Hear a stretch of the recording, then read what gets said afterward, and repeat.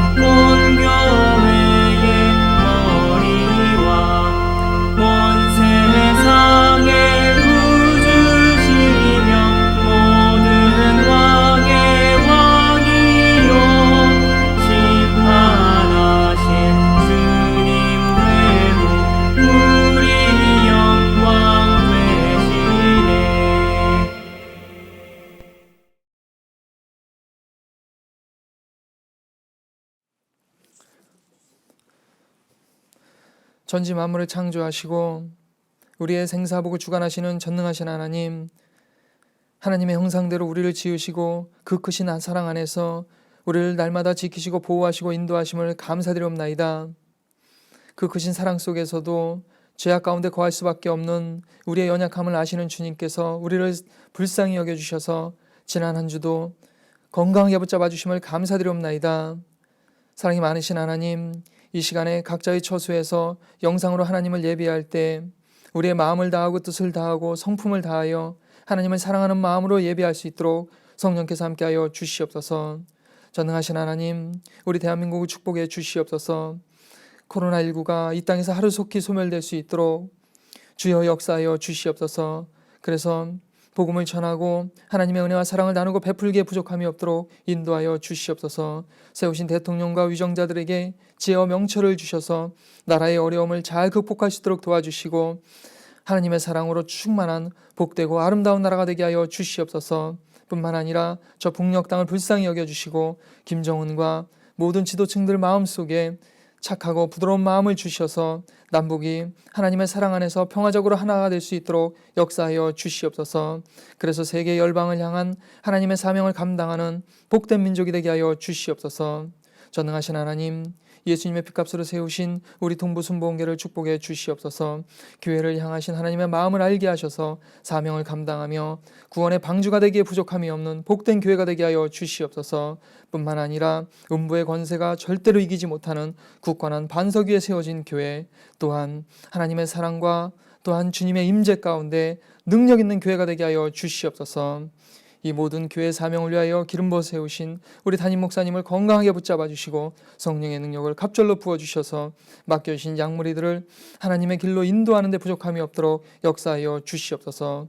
또한 우리 사모님과 기름 부어 세우신 네 분의 종들 위해 날마다 영육간의 강건함을 주시고 성령의 기름 부음을 갑절로 부어 주셔서 귀한 사역 능히 감당하시게 하여 주시옵소서.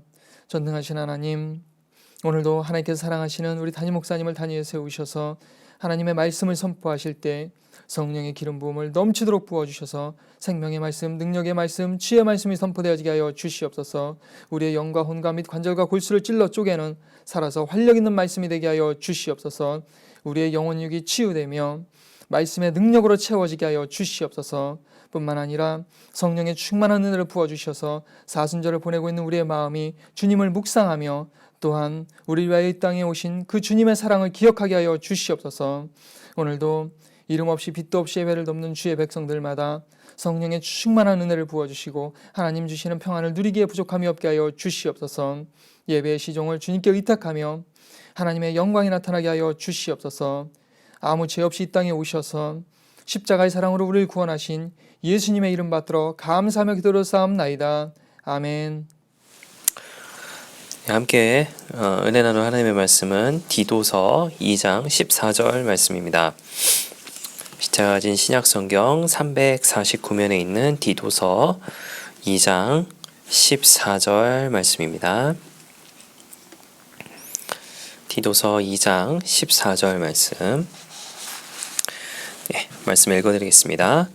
그가 우리를 대신하여 자신을 주심은 모든 불법에서 우리를 속량하시고 우리를 깨끗하게 하사 선한 일을 열심히 하는 자기 백성이 되게 하려 하심이라. 아멘. 네, 오늘 저는 본문의 말씀 가지고 함께 은혜를 나누기를 원합니다.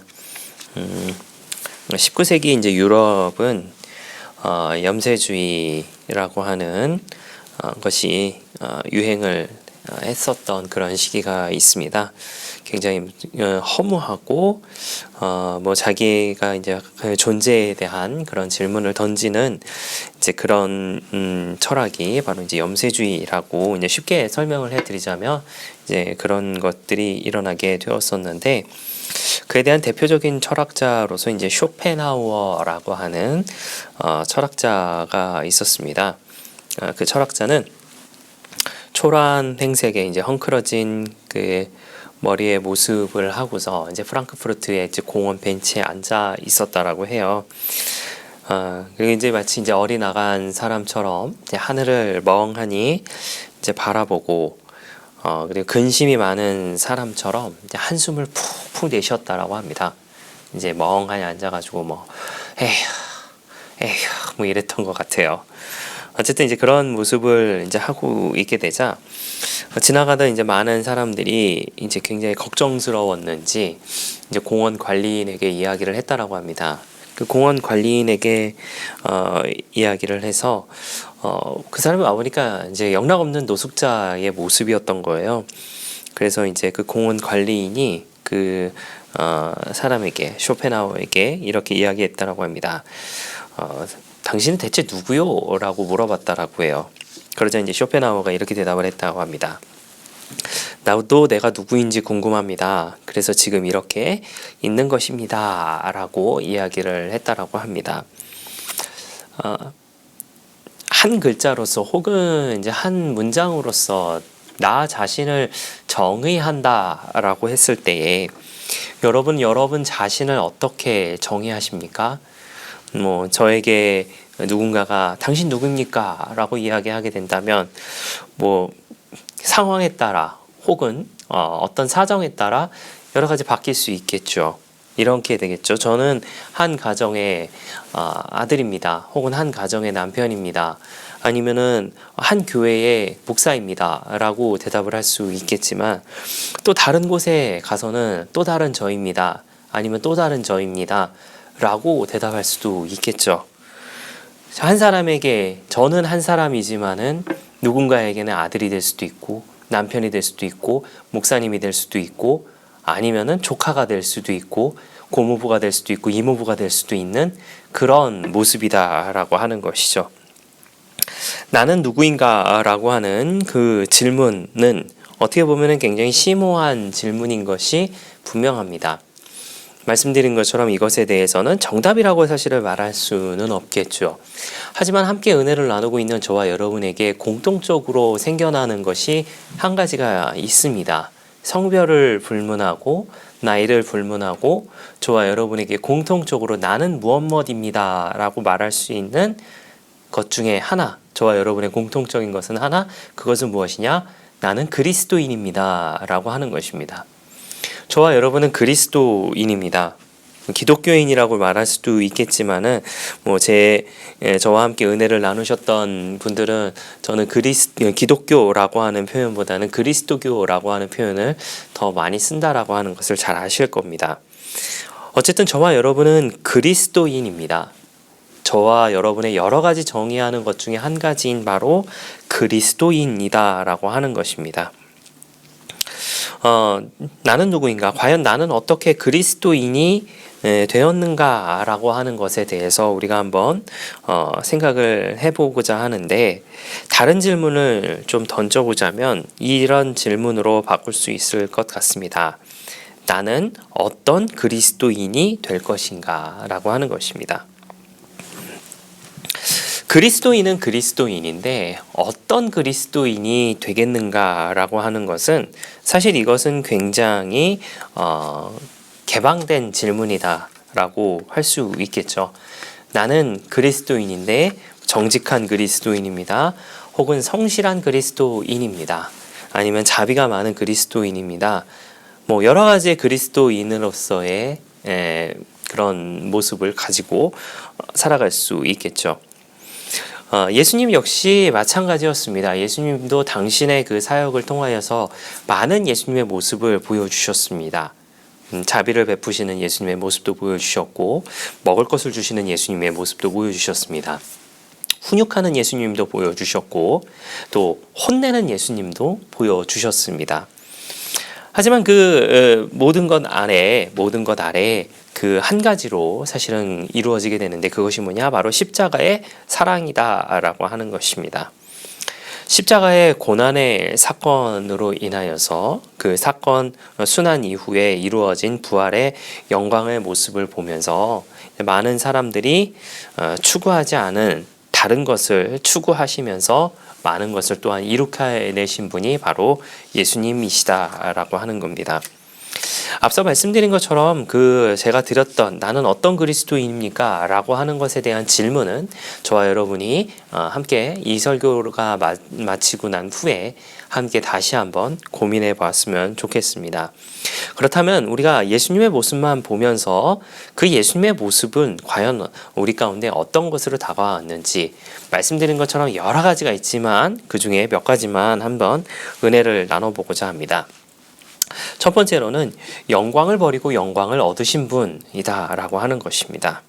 영광을 버리고 영광을 얻으신 분. 자, 현대를 이제 살아가고 있는 저와 여러분들은 무언가를 얻기 위해 살아가고 있다라고 하는 것이죠. 더 많은 돈을 얻기 위해서 살아가고, 또 남들과는 다른 무언가를 가지기 위해, 혹은 남들보다 더 좋은 것을 가지기 위해서 우리는 살아간다라고 합니다.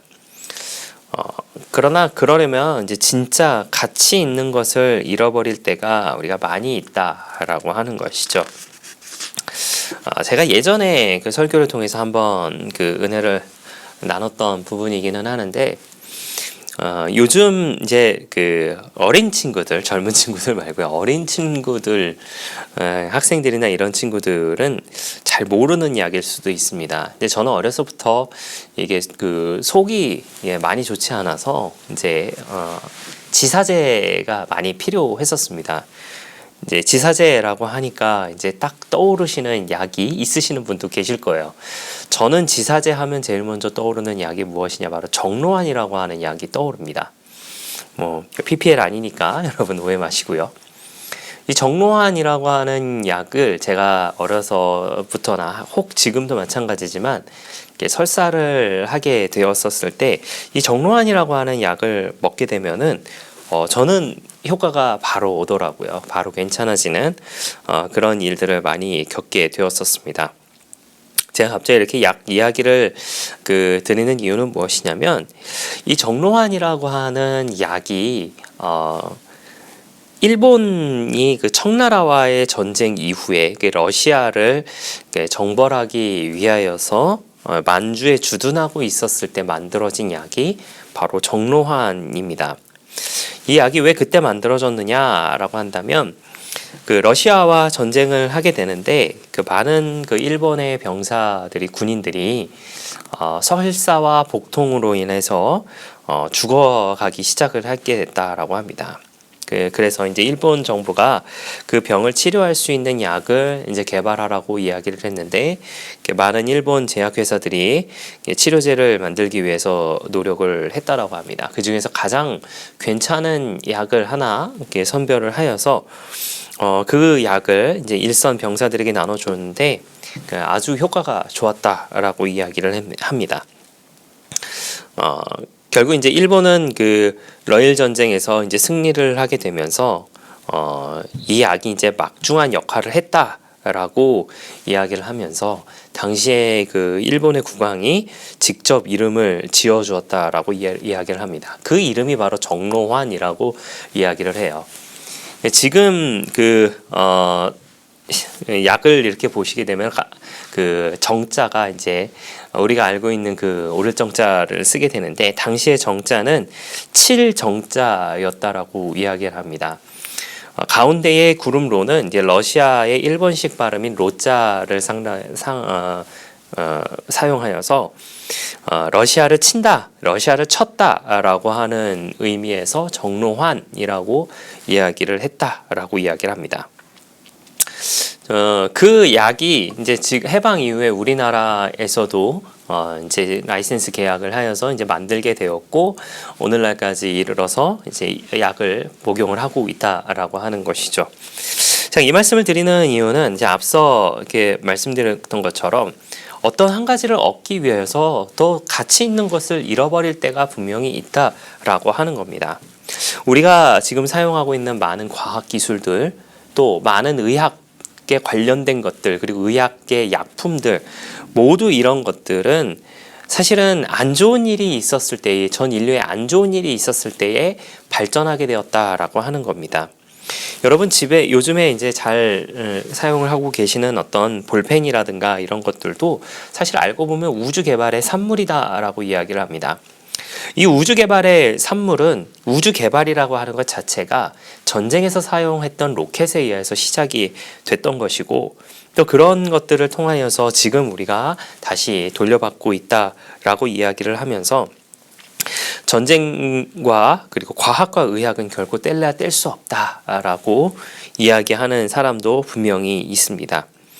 실제로도 전쟁을 거치고 난 후에 과학이라든가 의학이라든가 이런 것들이 한 단계씩 발전을 하고 있다라고 하는 것을 우리가 역사를 통해서 알게 된다라고 하는 겁니다. 하지만 우리가 분명히 잊지 말아야 할 것은 그러기 위해서 전쟁이 필요하다라고 말씀드리는 것이 아니라 그러지 않는 것이 더 오히려 낫지 않겠는가라고 하는 생각도 하게 됩니다. 그 이유는 무엇이냐? 그러기에는 너무 많은 희생이 따른다라고 하는 것이죠. 더 많은 사람을 살리기 위해서 혹 더 좋은 발전을 이루기 위해서 누군가가 죽어야 한다라고 이야기한다면 사실 그것은 저는 개인적으로 좋지 않은 방법은 아닐까라고 생각을 하게 됩니다. 그러나 예수님은 당신의 모습을 통하여서 당신만의 옳은 방법을 보여주셨다라고 하는 것이죠. 지금 하고 있는 그 대지의 제목처럼 영광을 버리고 또 영광을 얻으신 분이 바로 예수님이었다라고 하는 겁니다. 이것은 예수님의 이 세상에 오심부터 십자가의 구속의 사건에 이르기까지 모든 영광을 다 버리신 분이 바로 예수님이다라고 하는 거죠. 우리가 잘 알다시피 예수님은 하나님이십니다. 하늘 보좌에서 아무런 고통도 또 아무런 그런 고난도 받으실 필요가 없는 왕의 신분이셨지만은 인간을 너무나도 사랑하신 나머지 저와 여러분을 위하여 이 땅에서 그것도 가장 천한 모습으로 바로 말구유에서 오셨다라고 하는 것이 우리가 너무나도 잘 알고 있는 내용입니다.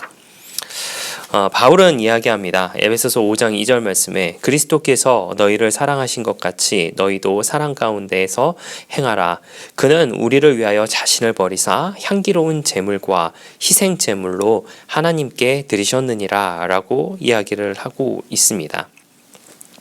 저와 여러분을 위하여서 영광을 버리셨습니다. 그리고 그 영광을 다시금 돌려받으셔서 영광의 존재가 되셨다라고 하는 것을 우리가 잘 알고 있는 부분입니다. 우리도 그와 같은 모습을 닮아가며 살아가야 할 줄 믿습니다. 그 모습을 닮아가여서 낮아지는 그 가운데의 모습을 통하여서 또 하나님의 기쁨되며 또 하나님의 모습을 드러내며 살아가는 저와 여러분의 모습이 되기를 예수님의 이름으로 부탁을 드리겠습니다. 두 번째로 전하고자 하는 것은요, 수치를 당하시고 치욕을 주셨다라고 하는 겁니다. 과연 누구에게 그 수치를 당하고 또 누구에게 치욕을 주셨는가라고 하는 겁니다. 당대의 기득권들을 우리가 이렇게 살펴보자면 바리새인들과 또 서기관들과 제사장이라고 하는 표현들을 우리가 많이 사용을 하게 됩니다. 당시에 그 사람들이 이스라엘 지역의 기득권 세력이었다라고 하는 것이죠. 기득권 세력이었음에도 불구하고 예수님이라고 하는 존재가 나타나게 되자 그들은 예수님을 경계하였고 그 예수님을 결국은 죽음에 이르게 하였다라고 하는 것이죠. 왜 그와 같은 일들을 하였을까요? 예수님이 행하신 기적을 보지 못했던 것이었을까요? 예수님의 가르침을 듣지 못했던 것이었을까요? 아니요. 예수님의 행하셨던 모든 기적을 보았고 또 예수님이 가르치셨던 모든 그런 가르침을 분명히 그들도 들어왔습니다. 그럼에도 불구하고 그들이 예수님을 고발하면서 그 예수님께 엄청난 치욕을 주면서 예수님을 죽음에 이르게 한 이유는 무엇이냐? 자기의 기득권을 뺏기지 않기 위하여서였다라고 하는 것이죠. 하지만 예수님은 그 모든 것을 다 받으시고 결국 그들은 없어지게 되었지만 지금까지도 예수님은 살아 계시고 저와 여러분 가운데 또한 함께하고 계신다라고 하는 것을 우리가 또한 너무나도 잘 알고 있습니다. 그렇다면 그들 뒤에는 누가 있었느냐? 제사장들과 서기관들 뒤에는 누가 있었느냐? 바로 어둠의 권세가 있었다라고 하는 것이죠. 그들은 예수님이 하나님의 아들인 줄을 알았고 그리하여 예수님만 죽이면 자신들이 이 세상을 온전히 지배할 줄로 생각했었던 것 같습니다. 그러나 그들의 예상은 빗나가게 되고 결국 그들은 그나마 있던 권세마저도 잃어버리게 됐다라고 하는 것이죠. 요한일서 3장 8절에 죄를 짓는 자는 마귀에게 속하나니 마귀는 처음부터 범죄함이라 하나님의 아들이 나타나신 것은 마귀의 일을 멸하려 하심이라 라고 이야기를 하고 있습니다. 자, 여기까지만 우리가 이렇게 생각을 하게 되면 예수님에게 치욕을 준 것은 당시의 제사장들과 서기관들인 것 같아 보입니다. 저와 여러분은 분명히 그 자리에 없었습니다. 우리는 그 시대를 살지도 않았고 저와 여러분 그 자리에도 없었지만은 분명한 것은요, 저와 여러분도 예수님께 수치를 안겨드린 장본인이다라고 하는 것입니다. 목사님 무슨 말씀입니까? 저는 예수님을 그렇게 한 적이 없습니다라고 말씀을 하실 수도 있겠지만은요. 사실은 우리가 살아가는 우리의 모습을 사실 돌이켜 본다라고 한다면 안타깝게도 지금부터는 우리라고 표현하지 않겠습니다. 저의 모습을 돌이켜 본다라고 한다면 과연 예수님께 수치를 안 드리고 살아가고 있는가라고 하는 질문을 던졌을 때에 나는 예수님께 절대 수치를 드리지 않고 살아가고 있어라고 자신감 있게 결단코 이야기할 수 없다라고 하는 것이죠. 우리가 잘 알고 있는 사람 중에 이제 간디라고 하는 사람이 있습니다. 비폭력주의자에서 인도의 유명한 비폭력주의자인데 간디가 이런 이야기를 했습니다. 나는 예수를 좋아한다. 그는 성인이라 불리기에 충분한 사람이었다. 그러나 기독교인들은 좋아하지 않는다. 왜냐하면 그들은 그들이 믿는 예수처럼 살려고 하지 않기 때문이다 라고 이야기했다라고 해요. 참 안타까운 현실인 것 같습니다. 간디도 그런 이야기를 했지만요. 사실은 오늘을 살고 있는 우리 주변에 있는 사람들도 똑같이 이야기하고 있는 것은 아닌가라고 생각을 합니다. 100년 전이나 200년 전이나 1000년 전이나 2000년 전이나 이와 같은 이야기는 우리가 끊임없이 들으며 살고 있는 것은 아닌가. 그런 의미에서 지금을 살고 있는 저와 여러분도 예수님께 계속 수치를 드리며 살아가고 있는 것은 아닌가라고 생각이 들어집니다. 사랑하시는 성도 여러분, 이와 같은 길에서 벗어나 예수님을 믿는 사람으로 예수님처럼 되기 위해 노력하는 저와 여러분이 되시면 좋겠습니다. 또한 그와 같은 모습으로 살아갈 때에 더 그리스도를 드러내며 살아가는 우리 모두의 모습이 될 줄 믿습니다. 마지막으로 전하고자 하는 것은요, 이 모든 것을 저와 여러분에게 권하고 계신다라고 하는 겁니다. 예수님은 자신의 삶을 통하여 보여주신 자신의 모습을 그리고 자신이 받은 고난을 우리에게, 저와 여러분에게 고스란히 권하고 계신다라고 하는 것이죠.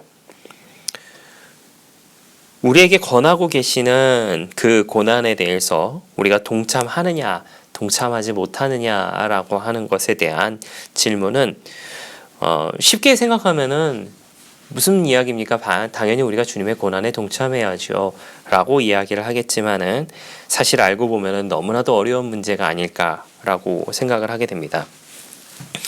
예수님은 마태복음 5장에서 특별히 팔복에서 10절과 11절 말씀을 통해서 이렇게 말씀하십니다. 의를 위하여 박해를 받는 자는 복이 있나니 천국이 그들의 것임이라. 나로 말미암아 너희를 욕하고 박해하고 거짓으로 너희를 거슬러 모든 악한 말을 할 때에는 너희에게 복이 있나니 기뻐하고 즐거워하라. 하늘에서 너희의 상이 큼이라. 너희 전에 있던 선지자들도 이같이 박해하였느니라 라고 이야기하고 있습니다. 이 땅에서의 상보다 하늘에서의 상이 더 크다라고 분명히 말씀해주고 계시는데 우리의 마음은 저의 마음은 이 땅에서의 상도 많이 바라고 있는 것은 아닌가라고 하는 것이죠. 히브리서 기자는 또한 이렇게 이야기합니다. 히브리서 11장 26절 말씀에 그리스도를 위하여 받는 수모를 애굽의 모든 보화보다 더 큰 재물로 여겼으니 이는 상 주심을 바라봄이라 라고 이야기하고 있습니다. 우리가 이 말씀을 들으면서 아멘으로 화답을 분명히 하겠지만은 사실은 생각해 보면은 이 땅에서의 금은부와도 이 땅에서의 재물도 너무 좋은 것은 아닌가라고 또한 생각할 수 있는 것이 우리 모두의 모습, 자꾸 죄송합니다. 저의 모습은 아닐까라고 생각을 합니다. 좋은 예화가 하나가 있어서 잠시 소개를 해드리고자 합니다. 한 노인이 이제 자신의 손자와 길을 가고 있었습니다. 옛날 이야기인데 한 노인이 자신의 손자와 길을 가고 있었습니다. 그리고 징검다리를 건너던 중에 동전 한 잎을 떨어뜨리게 되었습니다. 아무리 찾아도 그 동전 한 잎을 찾을 수가 없었습니다. 같이 손자와 그것을 찾았지만 찾을 수가 없었대요. 그리고 지나가던 사람이 있어서 그 사람에게 이야기를 합니다. 여보시오, 내가 여기서 동전 한 잎을 잃어버렸는데 동전을 찾아주면 한 잎을 주리다 라고 이야기를 했대요. 자, 동전 한 잎을 찾기 위해서 또 동전 한 잎을 지불해야 되는 상황. 여기까지만 생각을 하면은 여기서부터 손해 아닌가? 라는 생각을 할 수도 있겠죠. 그러던 중에 찾지를 못했습니다. 또 다른 사람이 지나가게 되자 또 그 사람에게 또 이야기를 했대요. 그리고 또 다른 사람을 지나가게 되자 또 다른 한 사람에게 똑같이 권했다라고 이야기합니다. 총 3명, 그리고 이제 할아버지와 손자까지 합치면 총 5명이서 동전을 찾기 시작했다라고 하는 겁니다. 그런데 그 동전은 누가 찾았느냐? 결국은 노인이 찾았다라고 이야기를 합니다. 자, 그러면 다른 사람은 3명은 어떻게 될까요? 뭐 그냥 돌려보내야 사실은 맞는 거죠. 내가 잃어버리고 내가 찾았으니까. 저 사람이 찾은 게 아니잖아요. 그러나 노인은 같이 찾아준 것에 대한 도와준 그 세 사람에게 각각 동전 한 입씩을 주었다라고 이야기를 합니다. 자, 동전 한 입을 찾기 위해서 동전 세 잎을 지불을 했다라고 하는 것이죠. 이를 이상하게 여긴 손자가 물었습니다. 할아버지, 동전을 잃어버린 채로 있었으면 그냥 한 입만 잃는 것인데 왜 그 사람들에게 한 입씩 주셨나요? 라고 이야기했다라고 해요. 자, 우리가 1 빼기 3이라고 이야기한다면 마이너스 2죠. 마이너스 2라고 한다면 아주 여간 심한 손해가 아닙니다. 실상은 원래 내가 가지고 있었던 거기 때문에 0 빼기 3이죠. 마이너스 3이죠. 이미 새 잎의 동전을 손해 본 거나 마찬가지였습니다. 그러자 노인이 대답을 하였습니다. 동전 한 입을 잃어버린 채로 있으면 그 동전은 결국 찾지 못하는 죽은 돈이 되지만 동전을 다 나눠줌으로 결국 그 동전들은 살아있는 동전이 되는 것이 아니겠니? 라고 이야기합니다. 사실 저는 이 예화를 계속해서 뇌가려 보지만은 이해가 되지를 않아요. 왜 굳이 이런 일을 할까? 그냥 저 같은 경우는 아마 그냥 바로 단번에 포기했을 것 같습니다. 그냥 동전 하나 잃어버린 거 셈치지 뭐 라고 하면서 뭐 어디 가서 뭐 하나 사 먹은 거 셈치지 라고 하면서 그냥 바로 포기를 했을 것 같아요. 사실 알고 보면은 하나님의 방법, 예수님의 방법도 이와 같은 것은 아니었을까라는 생각을 하게 됩니다. 예수님이 이 땅에 오신 이유가 무엇일까요? 무엇이 부족하셔서 오셨을까요? 저와 여러분을 다스리기 위해서 오셨을까요? 아니요. 그저 저와 여러분에게 구원을 주시기 위해 오셨다라고 하는 겁니다. 하나님의 방법은 마이너스인 것 같아요. 하나님의 방법은 손해보는 것 같지만은 실상은 그것은 마이너스가 아닌, 또한 손해가 아닌 우리에게 주시는 하나님의 놀라운 은혜와 또한 사랑이다 라고 하는 것을 우리가 기억해야 되고 또 그 모습을 닮아가는 저와 여러분의 모습이 되어야 할 줄 믿습니다. 여러분, 지금 우리는 사순절의 기간을 보내고 있습니다. 이 사순절의 기간을 보내고 있는데 우리를 향하신 하나님의 사랑과 그리스도의 은혜를 잊지 마시고 예수님께서 보여주신 그 모습들을 닮아가기 위해 노력하는 우리 모두가 되시기를 예수님의 이름으로 축원을 드립니다. 기도하겠습니다. 좋으신 아버지 하나님 감사합니다. 우리에게 대속의 은혜를 주시기 위해 독생자 예수님을 보내주시고 하나님을 아버지라 부를 수 있는 자녀의 권세를 회복해 주신 은혜 감사합니다. 주님은 우리에게 당신의 모습을 보여주셨습니다. 우리도 그 모습을 따라가게 하시고 그로 인해 주님의 삶을 따라 살며 은혜를 끼치며 살게 하여 주시옵소서.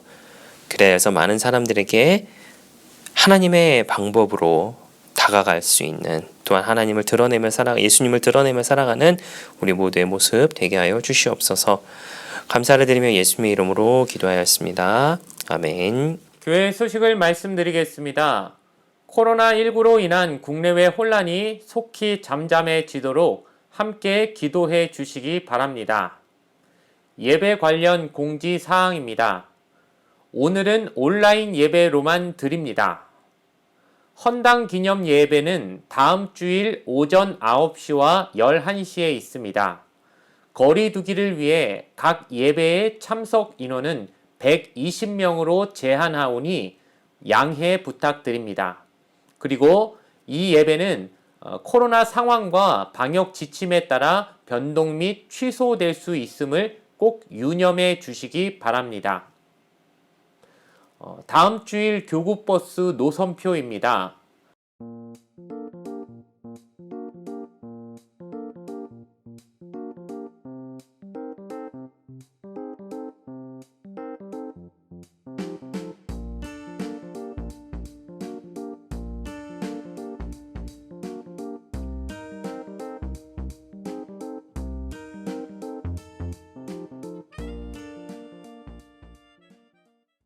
다음 주일에는 11시 예배는 지난번과 마찬가지로 1호, 2호, 3호차와 스타렉스 셔틀이 운행이 됩니다. 그러나 9시 예배 때는 2호차와 스타렉스 셔틀만 운행되오니 참조해 주시기 바랍니다. 또한 오후 2시 반에 호평에서 구리 쪽으로 운행하는 귀가 차량, 귀가하기만 하는 차량으로만 한 번 운행되오니 이것도 꼭 참조해 주시기 바랍니다. 기타 자세한 교구버스와 관련된 내용은 교역자와 교회로 문의해 주시기 바랍니다. 코로나 감염 예방을 위해 3층 교구 사무실 출입을 제한합니다. 온라인 헌금을 희망하시는 분은 아래의 계좌로 보내주시고 헌금을 보내실 때 성명, 교구, 헌금 목적을 기재해 주시기 바랍니다.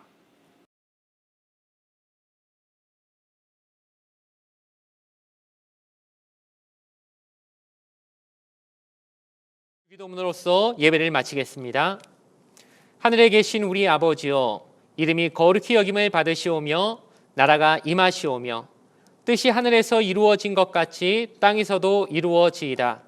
오늘 우리에게 일용할 양식을 주시옵고 우리가 우리에게 죄지은 자를 사하여 준 것 같이 우리 죄를 사하여 주시옵고 우리를 시험에 들게 하지 마시옵고 다만 악에서 구하시옵소서. 나라와 권세와 영광이 아버지께 영원히 있사옵나이다. 아멘.